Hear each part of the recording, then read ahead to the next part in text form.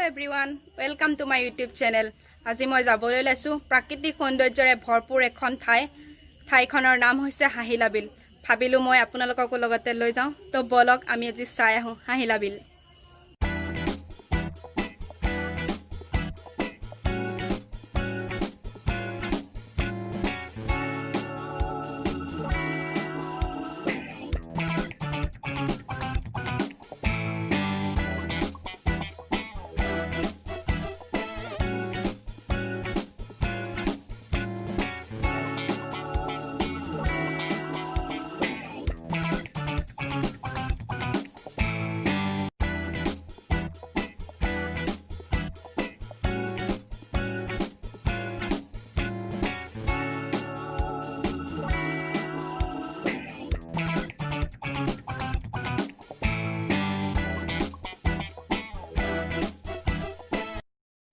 তো ফাইনালি আমি আহি পালো।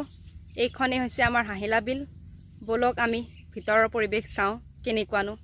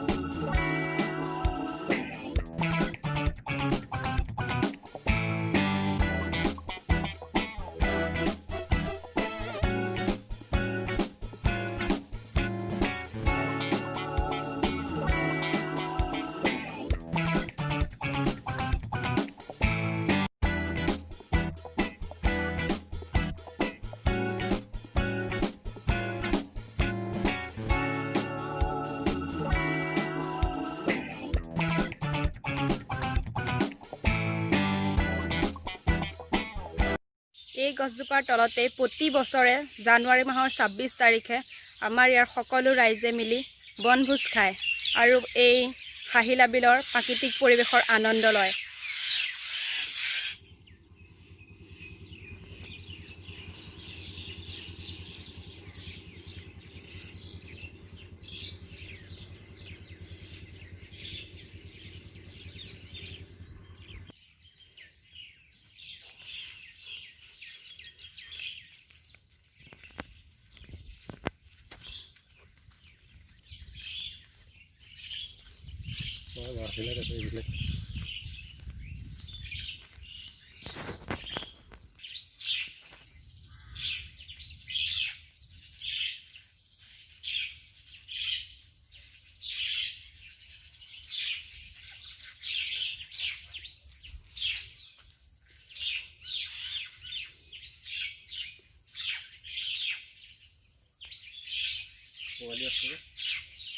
তো মই বিলখনৰ আধাংশ আপোনালোকক দেখুৱালোঁ। বহুত ভাগৰ লাগি গৈছে, সেইবাবে আহি ইয়াত অলপমান বহি জিৰণি লৈছোঁ। আৰু এটা কথা কওঁ আপোনালোকক যে আমাৰ এই হাহিলা বিলখনত বহুতো পৰিভ্ৰমী চৰাই আহি ইয়াতে পৰে শীতকালত। তাৰ বাবে আমাৰ যি পাখিমৰীয়া গাঁৱৰ বিজ্ঞান পৰিষদ আছে তেওঁলোকে চৰকাৰক এই হাহিলা বিলখন পক্ষী উদ্যান হিচাপে সংৰক্ষণ কৰিবলৈ আহ্বান জনাইছে। তো আমি এই খুৰাজনৰ পৰাই বিলখনৰ বিষয়ে জানিবলৈ অলপ চেষ্টা কৰিম। কওক খুৰা। এই বিলখন হৈছে হাহিলা জলাহৰ মানে পাখি জলা হুজৰা পাখিমৰা মৌজাৰ 1 নম্বৰ বিল এই হাহিলা জলা। ইয়াত এই বিলখনত হাহিলা জলাহৰ বিলখনত প্ৰায় 100 বিঘাতকৈ 1000 বিঘাতকৈ বেছি মাটি ইয়াতে আছে। আৰু তাৰ ভিতৰতে পটাদাৰবিলাকে নিজৰ নিজৰ জমিনত পুখুৰী খান্দি লৈছে। পুখুৰী খান্দি লৈ পেলাই ইয়াত মাছ জীৱন দিছে। আৰু মাছৰ প্ৰতি মাছ জীৱন দিয়াৰ বিনিময়ত সেই প্ৰতি ঘৰ গৃহস্থই বহুতো উপকৃত পাইছে। আৰু লগতে মানে পাখিমৰীয়া গাঁৱৰ এটা গোটে অন্ততঃ মানে 8-9 বিঘা মাটি তেখেতসকলে পুখুৰী লৈ পেলাই তেখেতসকলেও যথেষ্টখিনি উপকৃত হৈছে। গতিকে এইবিলাক ক্ষেত্ৰত যিহেতুকে নিবনুৱা সমস্যা দূৰ কৰিবৰ কাৰণে আমি এই পুখুৰীবিলাককে খান্দি পেলাই তেওঁলোকক জীৱন নিৰ্বাহৰ কাৰণে তেওঁলোকক দিয়া হৈছে। আৰু তাৰ ভিতৰতে বহুতো উপকৃত হৈছে মানে ভালেমান।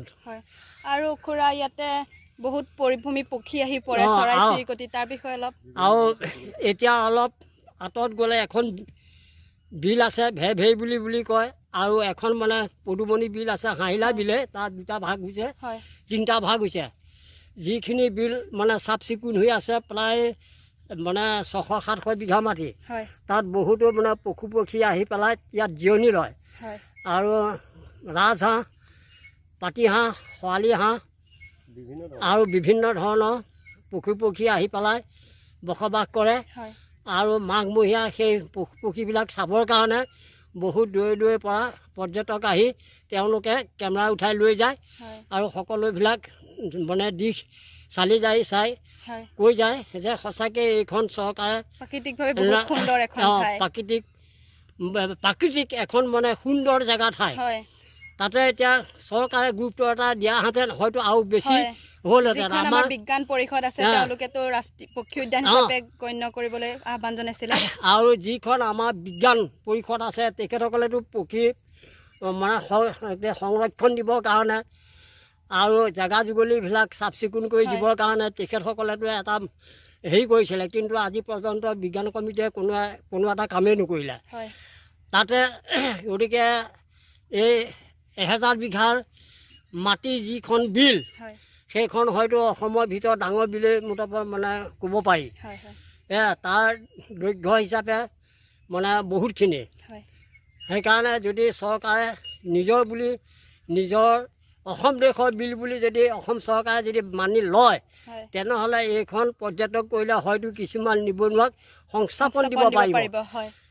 গতিকে সেইখিনি কোৱাটো এতিয়া বৰ্তমান যি নতুন চৰকাৰ হৈছে সেই নতুন চৰকাৰো যোগমীয় হ'ব, আৰু লগতে নিবনুৱাবিলাকেও সংস্থাপন এটা পাব।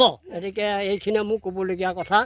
আৰু চৰকাৰে যদি এই বিলখনৰ প্ৰতি তদাৰক লৈ ল'ব পাৰে, প্ৰজেক্ট খুলিব পাৰে, তেনেহ'লে নিবনুৱা অন্ততঃ মানে 400-600 ল'ৰা ছোৱালীক মানে সংস্থাপন দিব পাৰিব সেই জলা উজৰা মৌজাৰ এই পাখিমৰীয়া এই বিলখনত।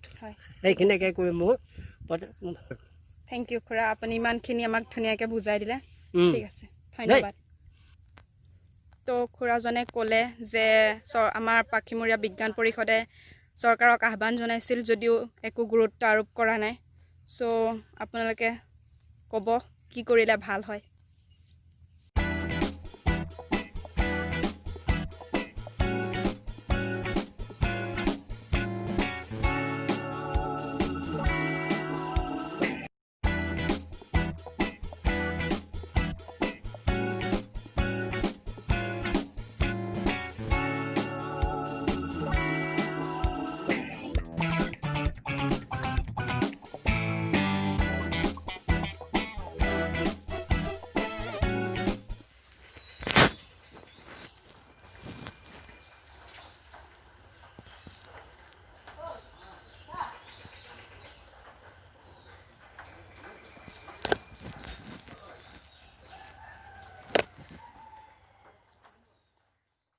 তো আজিৰ ভিডিঅ'টো ইমানেই।